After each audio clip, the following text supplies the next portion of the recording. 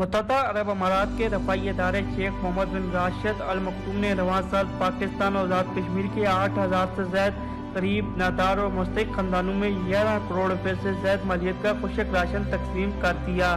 خدمت انسانی کے لیے سرگرمی عمل تنظیم نے 1 بلین میل پروجیکٹ کے تحت مجموعی طور پر 13,570 خاندانوں میں فوڈ پیکج تقسیم کرنے کا ہدف مقرر کر رکھا ہے۔ اس حوالے سے اسلام آباد میں مستحق و ضرورت مند خاندانوں میں خشک راشن کی تقسیم کے حوالے سے خصوصی تقریب منعقد ہوئی، جس میں متحدہ عرب امارات کے سفارتخانے سے تعلق رکھنے والے اقوام نے شرکت کی۔ غریب عوام نے فوڈ پیکج کی تقسیم کو انتہائی مسرت کا اظہار کرتے ہوئے اس عمل کو دنیا اور آخرت کی کامیابی اور عظیم ترین انسانی فریضہ قرار دیا ہے۔ ان کا کہنا تھا کہ متحدہ عرب امارات کی حکومت عوام بطور خاص رفائی ادارہ دنیا بھر میں غریب، جہالت، پسماندگی و افلاس کے خلاف اپنا بھرپور اور مثالی کردار ادا کر رہے ہیں۔